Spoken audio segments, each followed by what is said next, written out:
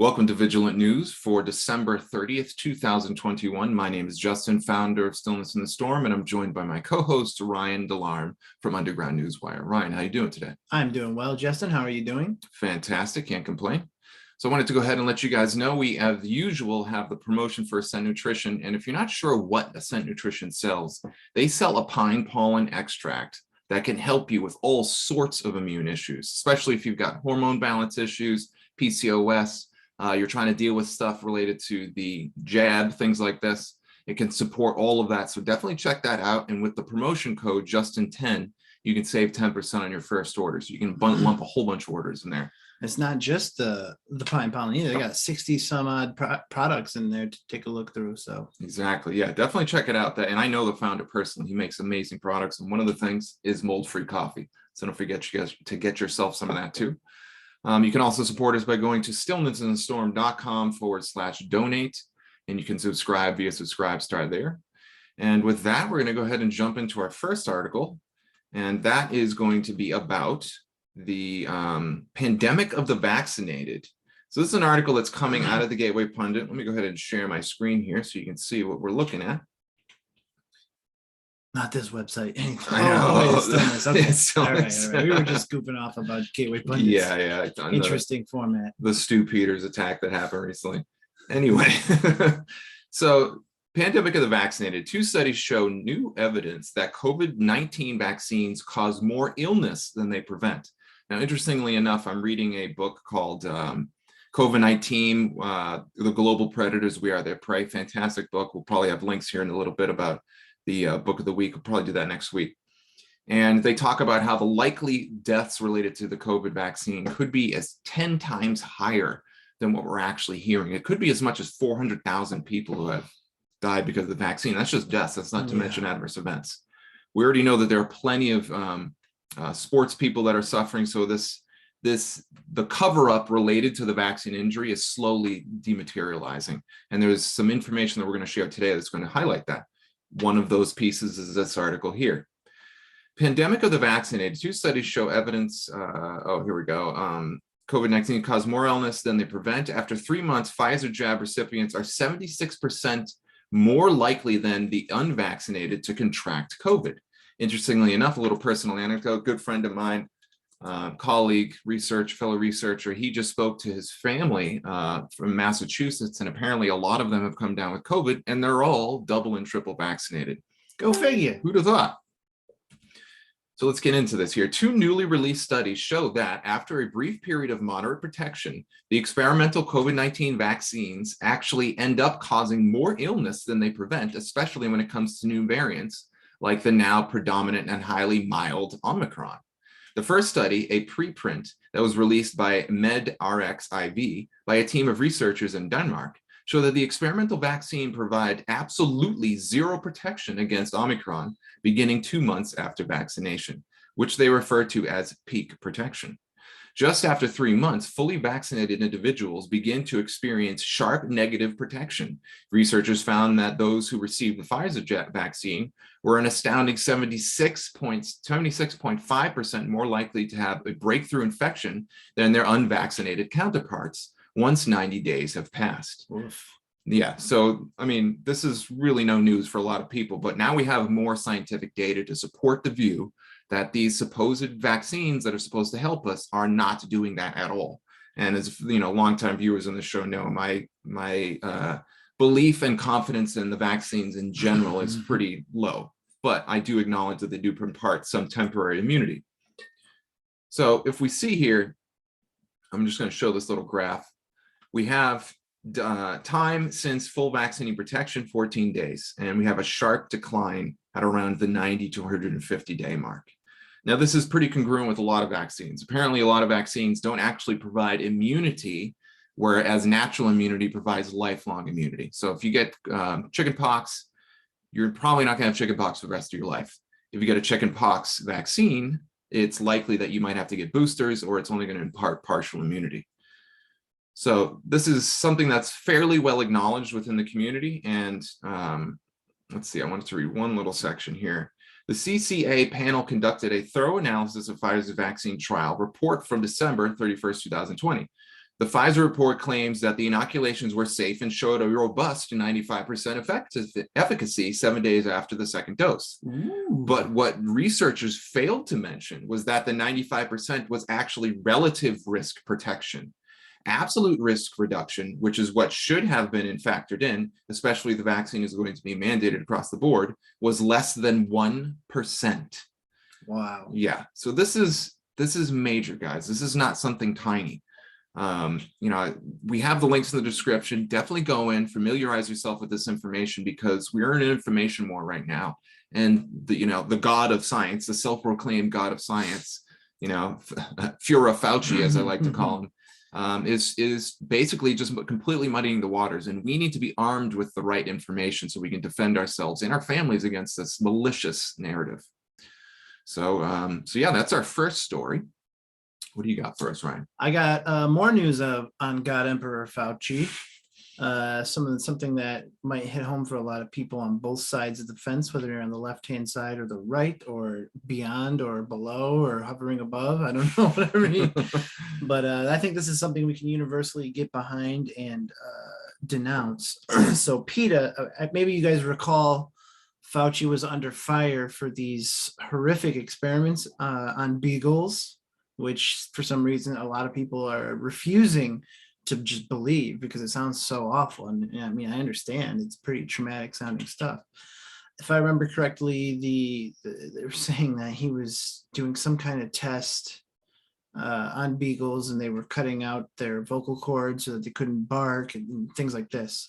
Well, an update to that story, PETA investigated Fauci on this matter and came up with ended up finding 360 dead beagles as a part of it.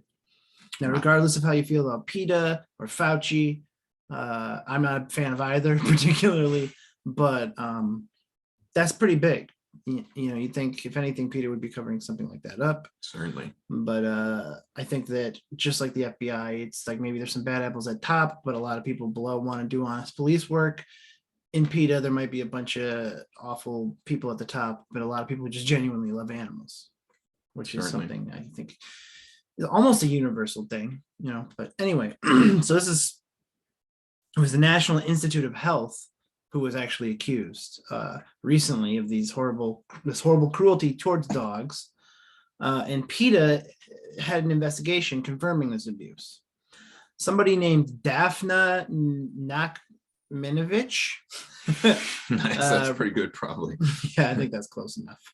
Reports. The National Institutes of Health was accused of involvement in a $1.2 million contract over the past decade to purchase beagles for cruel experiments, said PETA Senior Vice President Cruelty Investigations, Daphna Nakminovich. The most recent alleged violation is from Virginia-based supplier Envigo, which is accused of providing nearly 5,000 beagle dogs and puppies to NIH and other labs to be confined and tortured, unfortunately. During PETA's investigators' visit, more than 360 dogs were allegedly found dead. Wow. So that's about the size of what I got in a nutshell. If you care to look into it any further, I would say look up keyword PETA, Fauci, dogs, beagles, etc. Yeah. We also got a link in the description too. You can check it out. Oh yeah, that'll probably help. Yeah. So yeah, I mean it's deplorable. I think if I remember correctly, what he did was he cut the vocal cords out of the dogs, and he was doing a bunch of different experiments. One of them was something about mites or something like that. Yeah, like sand fleas or something like that, where literally he pinned these dogs down and allowed these sand fleas to essentially eat these dogs alive until they died. Which, what kind of medical purpose, I'm not exactly sure. Yeah, but the verdict's still out on what that purpose was. Exactly. So I think, yeah, it's sickening. So, well, thanks for that story. We need, as much as it is dark to hear things like this, I love dogs. We need to know about this stuff, because we're not going to be able to fix these problems if we don't know about these issues. Yeah, and it also gives you a little insight into Anthony Fauci's character. And I mean, it's not just that. He has done pretty atrocious sounding things to monkeys, children, the list goes on. So look into that. And I'd recommend reading that book, The Real Anthony Fauci, to learn a little more about those things. Yep, definitely. All right, well, for our next story, we have this one right here. New York Times, COVID boosters may cause immune system fatigue and compromise ability to fight virus. So this is pretty big. I think there's a psychological warfare component to this that I want to talk to you guys about. I'm going to go ahead and get into this real quick first. So the New York Times has reported that experts advised caution before Israel approved a fourth COVID-19 vaccine injection, warning that too many shots might actually harm the body's ability to fight the virus by causing immune system fatigue. As Israel rolls out a fourth COVID vaccine injection to curb the spread of Omicron variants, experts are now warning that too many injections may cause immune system fatigue and actually compromise the body's ability to fight the virus. From the report, Israel is considering whether to approve the fourth COVID vaccine, despite debate among scientists and lack of evidence either for or against another booster. The panel of experts advising the Israel government on the pandemic recognized the uncertainty, but on Tuesday, it recommended giving a fourth dose. Shocker. Concluding that the potential benefits outweigh the risks. You know, interesting, there's a little subtext here. They just said there's a debate among scientists and a lack of evidence for either for or against. So that means they're moving in the dark. You know, if you don't have a basis to know why, but you're just recommending it anyway, that means that they're operating from a place of lack of knowledge. And this lack of knowledge is affecting billions of people because we live in a world where other people are getting vaccinated and then their bodies are literally being turned into spike protein factories. You know who else has a lack of knowledge? The scientifically illiterate leftists who spew this stuff as if it's the word of God, without having any understanding that even the people that they're getting this from don't really know what they're talking about. That's right. Exactly. So now, again, this is from the New York Times, especially YouTube, because we're going to put this on YouTube. So when you're all about, oh, medical misinformation, this is the New York Times talking about this, you know, so there's a lot of reason to believe that this is coming from official, quote unquote, cabal media, mainstream media sources, which is kind of interesting because, you know, Fauci, Bill Gates, the World Health Organization, they all seem to be pushing vaccines like crazy. We know vaccines are instrumental for population control, according to Bill Gates, which you can check out our video in the description for when we get into that. We show a clip about that. So what's going on here? Well, this is what I think I want to consider. This is what I would argue a controlled opposition, but psychological warfare operation. So here's the way it works. The people are constantly subjected to things that are abhorrent, that cause frustration, irritation, that get people activated.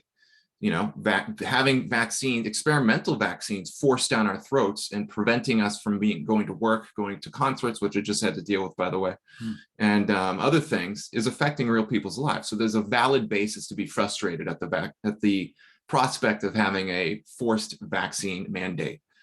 So what do? Well, the cabal have this issue they have to deal with, which is that they have to impose control measures on the population, but the harder they push, the more resistance you create, pushing out the sides, to use an analogy or an illustration. So how do you deal with that? Well, you get official mainstream sources, or you get people, period, in the media talking about the issues.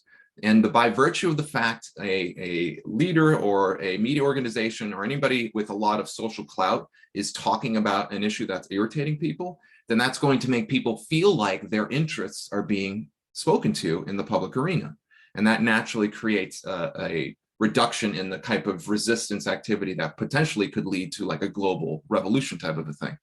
So I think this is controlled opposition. I think the New York Times is putting out information that's specifically designed to make people feel at ease, because the media is finally starting to acknowledge the fact that maybe just giving endless boosters to people is not a good idea. Now, does that mean that they're going to come out as anti-vax or expose all the other things related to these vaccines? It's highly unlikely. I have no doubt that if not in that article itself by the New York Times or in subsequent articles drawing from the New York Times story, they're still going to be pushing vaccines and boosters in some capacity. So yeah. And I think New York Times, maybe they're too busy getting their pantsuit off by Project Veritas to really exactly. Yeah. So, you know, these are things, these are all opportunities to better understand how the control system works, the level of psychological manipulation that goes into these things. I mean, these people that are running the show, these are experts at mind manipulation. Experts. They know exactly what they're doing, and they do their job very well. So we need to be aware of these things so we can develop valid defenses against them. All right, and with that, let's move on to our next story, which is Bill Clinton. Yeah, Bill Clinton. Moments after the guilty verdict was handed down yesterday in the Ghislaine Maxwell trial, which we covered, Bill Clinton began to trend all over Twitter. So I guess we'll give a little recap in case for those people who may have missed our stream last night. I was feeling a little under the weather too, by the way. So, so here's a little recap. This is coming from Reuters.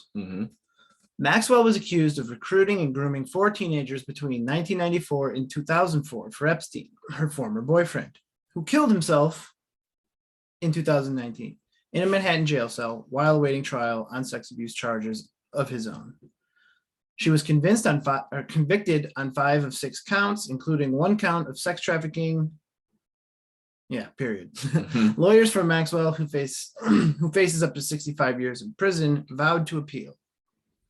During the month-long trial, jurors heard emotional and explicit testimony from 4 women who portrayed Maxwell as central to their abuse by Epstein. 3 of the 4 said Maxwell herself touched their bare breast or took part in the encounters, which often began as massages.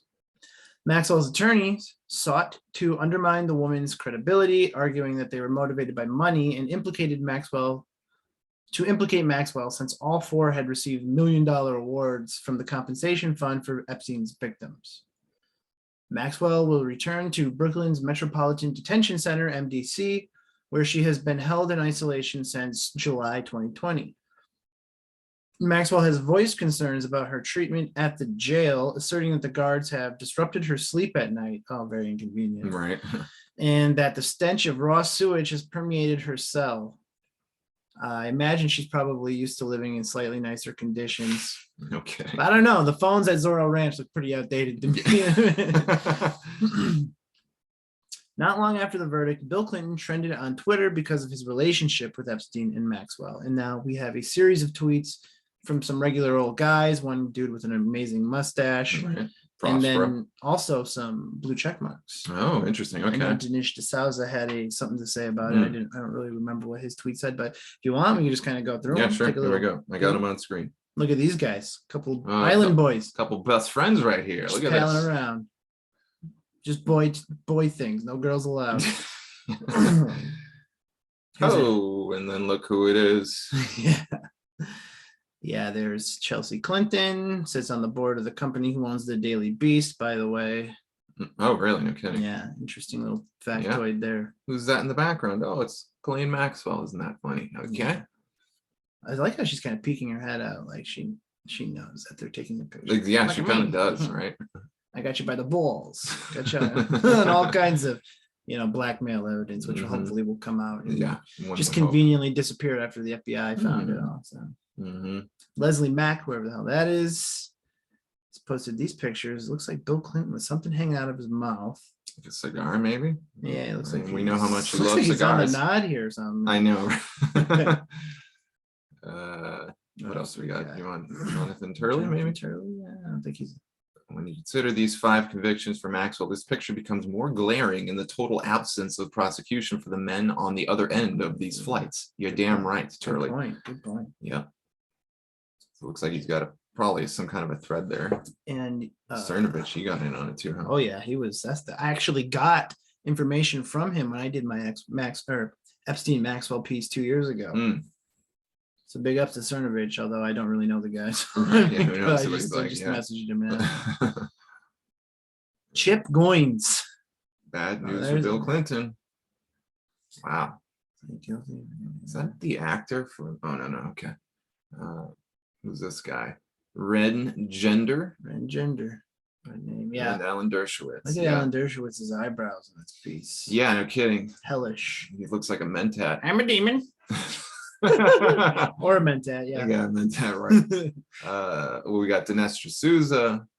The point of the Ghislaine Maxwell trial appears to have been twofold. One, convict the obviously guilty Epstein pimp, Ghislaine Maxwell. 2, protect the all-powerful people who were a part of the Epstein-Maxwell pedophile ring. I bet Bill Clinton's handing out cocktails tonight. Yeah. That's one way to look at it. One from Comfortably Smug. Why is Bill Clinton not in jail? Good question. This is a good one, right? Oh, yeah. Look at this. Remember that? Oh, yeah. Bill Clinton painting in a Jeffrey Epstein's home. Bill Clinton getting a massage from Epstein's victim, Shanti Davis, after a flight on the Lolita Express. You know, it's funny. Our good friend Steven knows the guy or gal actually, who painted that. Oh, no kidding. Really? Yeah. And she also painted the picture of George W. throwing the paper airplane at the blocks. Okay. Yeah, we should probably hit him up and see what he knows about that gal. I think, from what I heard, she's just a regular person, but a guy commissioned to make these paintings. So yeah, Clinton can't escape from his relationship with convicted pedophile Jeffrey Epstein. Clinton has been dogged by his association with Epstein, who gained access to a collection of powerful men, including politicians, business moguls, and British royalty. I think, what was it? How many times did he visit the White House? Do you remember the number on that? Oh God, was it 17 times? It might have been Trump say 17 times? It might have been 17 times. No, wait, I get it mixed up with how many times Clinton flew on the Lolita Express, which I think that was like 27 times. I think he visited the White House like 13 times. Right. Okay, I'll check on it right while you finish that. Okay. More damning evidence of Clinton's friendship with Epstein has emerged after a British tabloid published pictures of the disgraced philanthropist sex trafficker and his madam schmoozing with Clinton while he was at the White House. We have a picture of that here. I should share it back. Hold on 1 second. There they are. Just real quick. New York Post reports that Epstein visited Clinton at the White House at least 17 times. Ooh, there it is. Now that's the kind of face you make at someone and you're like, I'm going to have you killed later. I know, right? Yeah. And then you said there's a picture. Here we go. There it is. That's Schwartz. There it is. The Sun released a photo of Epstein at the White House. And now I thought this would be worth bringing up. I don't know how many of our viewers remember the name Rachel Chandler. I don't want to mention where that name first cropped up, but I'm thinking that she will have something to do with this. If this doesn't go any further because of the possibility of Ghislaine Maxwell naming names, which even the Guardian was reporting about 2 hours ago, that it's floating around. It's starting to become very likely that she will do so. The problem with that is the government has to see a value in that. And if the government, full of people that are implicated in this kind of behavior, they're not going to see value in it. They might see value if she wants to give up like Trump or something like that. But I don't know. That's where my hesitation comes in with this whole like she might talk and name names thing. I think maybe it'll go that way if there's some sort of like plan in the works. I don't know. But if not, I think we might hear the name Rachel Chandler crop back up. So right, that makes sense. I mean, it's from a discernment perspective, a epistemological perspective, which is essentially the science of discernment and fact checking. It's a logical fallacy to refute a claim without evidence and without incorporating the evidence associated with other counterclaims. So the bottom line is that despite the fact that the mainstream media and black pillars want to say that there's no coordinated plan or effort to try to take out these bad guys, that possibility is still quite real. It has not been refuted. And by all accounts, it appears to be one of the best explanations that has incorporated a lot of the various things that we've seen over the past few years here. And even if there isn't some like band of secret do-gooders, it could just be people, like regular people coming together and just saying we've had enough and doing it. So to discount the fact that anything's ever going to happen is like very apathetic, I would say. Yeah, short-sighted. And I understand psychologically, it's a hard time for people to get their hopes up and get disappointed, but we got to be careful about throwing out babies in bathwater, Right. Yeah. You're just going to give up. What are you going to do for the rest of your life? Right. You know what I mean? All right. And for our final story today, we have the illustrious, the regal, the vomit-inducing Kamala Harris. Kamala Harris' Kwanzaa message immediately called out as people post serious doubts about her claim. Just as some context for this, and I've heard this, so I'm almost dead sure this is accurate, but, fact check me if you'd like. I'll be the first one to say I was wrong. I believe Kwanzaa itself was a very new holiday that was essentially invented by somebody who wanted to create a black version of Christmas. I think that's where that came from. So let's go ahead and take a look at this. As most Americans celebrated Christmas, Vice President Kamala Harris wrote about her childhood memories from a different holiday. However, many social media users question the legitimacy of her claims. You mean Kamala Harris might be lying about something? Here we go. Quote, "Our Kwanzaa celebrations are some of my favorite childhood memories," Harris said Sunday on Twitter.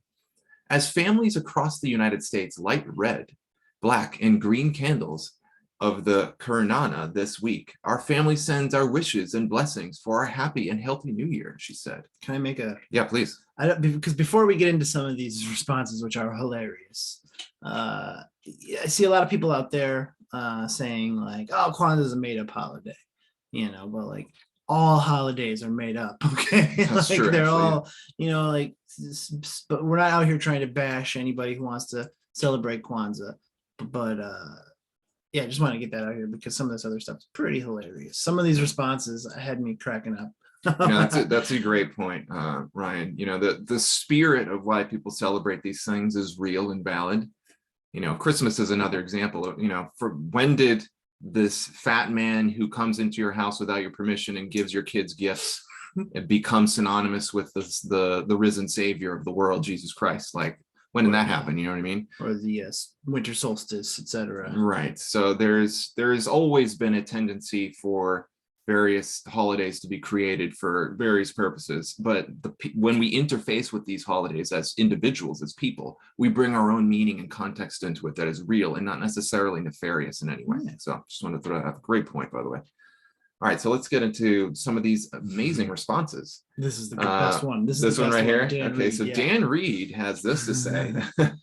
Sounds so nice. You should post pics from your childhood Kwanzaa celebrations as an encouragement to the community today. It's funny because I was thinking the exact same thing. Like, where are your photos? Like, how many people have taken photos at Christmas, especially back in the day, before cell phones? I got like a litany of photos from my childhood Christmas experiences. To be fair, she does. I did a little looking. There is one picture out there of her celebrating Kwanzaa with what I assume is her family, but it's like she's an adult. Right. Yeah. And another thing she said is that a multi-generational tradition to celebrate it, but it only existed since like 66, I think Kwanzaa was invented. So that's the, I don't know. Yeah, it barely comes in at the multi-generational timeline. Right. Here we got another one from Human 321. Stop, you never celebrated that made-up holiday. So see, it's like, okay, what holiday is it made up? I get that some of them are like, take place at astrologically significant times, but I mean, most holidays and the reasons for celebrating them are made up, and they're far flung from what they were originally intended to be anyway. So who cares if they're making up a different holiday? That's true. That's true. Yeah. Here we have one from a blue check mark, Peter Bogenhosen. I don't believe he's a philosopher. Is he? And oh, author, that's cool. Yeah. Okay. We have our Kwanzaa celebration. What is this? Our Kwanzaa celebration is one of my favorite holidays, but whether you celebrate, do I dare want to play a little piece of this video? Yeah. And we got to hear. For those of you, if you have children in the womb, you might want to get them to leave. Her pleasant voice and laughing eyes. It's laughing eyes, right? Exactly. Happy holidays, everyone. I wanted to take a moment to send my warmest wishes to everyone celebrating Kwanzaa. Like so many other holidays, we will be celebrating Kwanzaa a little differently this season in our home. We'll be doing it over Zoom. My sister and I, we grew up celebrating Kwanzaa. Every year, our family, and our extended family, we would gather around across multiple generations, and we'd tell stories. The kids would sit on the carpet, and the elders would sit in chairs, and we would light the candles, and of course, afterwards, have a beautiful meal. And of course, there was always the discussion of the 7 principles. And my favorite, I have to tell you, was always the one about self-determination, Kujichagulia. And, essentially it's about be and do. I just learned all this. Be the person you want to be, and do the things you want to do, and do the things that need to be done. It's about not letting anyone write our future for us, but instead going out and writing it for ourselves. And that principle motivates me today as we seek to confront the challenges facing our country and to build a brighter future for all Americans. So to everyone who is celebrating, happy Kwanzaa from our family to yours. Thanks. Biden-Harris transition. Interesting. Okay. That was Well, last year. that was last year. Yeah, Okay. that's the one from last year. That's People one from were last year. still calling her out then. They're Got calling it. her out now. Yeah, Okay. right. So yeah, I mean, here we go. There's one more. Somehow I find it hard to believe that she has a deep childhood attachment to a holiday that didn't exist when she was born. Oh boy. Okay. So, again, just to echo what Ryan brought up earlier, if you celebrate Kwanzaa, if you know somebody who does, it's not an opportunity to chastise them. There's a lot of holidays that we've gotten roped into that have dubious origins for sure. So, it's the spirit that people bring into these things. And, I'd love to see a Bombard's body language analysis of the 2020 video. Because in my mind, she's using a lot of course, she has a tendency to like do it. When people are uncomfortable, they tend to talk, but have their eyes closed and they kind of have that fluttering eye thing that happens. I saw a little bit of that happening in there. She was reading a teleprompter, and there were some cuts where it's like when she started to kind of like stumble a little bit, there was a cut. It went the camera was a little closer in the next. So it's like, yeah, but I mean, that's just comes with the territory, I guess. But it doesn't make it do any of your favors for her sincerity. You know what I mean? Not at all. Yeah. Betrays her insincerity. So precisely. Well, with that, thank you so much, everybody. Oh, wait, go ahead. One thing I thought we could talk about is a book of the week. Oh, yeah. Let's do it. Okay. Book of the week. What do you got? It's called The Shadow Party. Oh, yeah. How George Soros and Hillary Clinton and 60s radicals seized control of the Democratic Party, by David Horowitz, who, I mean, this book was written in 2006. It's very informative. Unfortunately, the guy... 2006. Wow. Yeah, I know. That's crazy. Yeah, unfortunately, the guy was, as he wrote this in 2006, it's not 5 years after 9/11, was still kind of like wrapped up in all of the propaganda about that, and tends to defend George W. Bush a couple times in here. Unfortunately, that doesn't detract from how extremely informative is about Hillary and George Soros and the history between the two and the history of the two separately. So yeah, you've been sharing some little factoids with me about what Soros has done. Didn't Soros like torpedo the British economy at one point? Yeah, he bet against the British pound and caused a collapse of the British economy and doubled his hedge fund, the wealth of his hedge fund overnight when he did it. He also did this to the ruble. He bet against the ruble. He bet against the US dollar. And what was it, like 6 or 7 years ago? And I mean, you can see how that's playing out now. Right. This guy is probably one of the few human beings on earth who can completely make or break entire nations' economies by just spouting conjecture and hearsay. Like, people hang on his every word that much that he can affect a nation's economy just by saying something. Right. Well, he learned from the pros, because the Rothschilds made their money way back in the Napoleonic Wars by spreading rumors that Britain was going to lose the Napoleonic Wars, bought a whole bunch of war bonds, and then capitalized when the reverse happened. Yeah, and I hear he's just kind of a front for them anyway. So right. So there we go. So thank you so much, Ryan, for that book of the week. And if you're wondering, I put the book of the week link right in the description. So go ahead and check the video description. If you're on Rumble watching live, refresh the page and it should be right in there. And if you're on YouTube, it's already in there. So thank you so much for watching, everybody. We're going to have another show for you tomorrow. Don't forget to tune in. And if we don't see you before then, have a happy new year. Take care.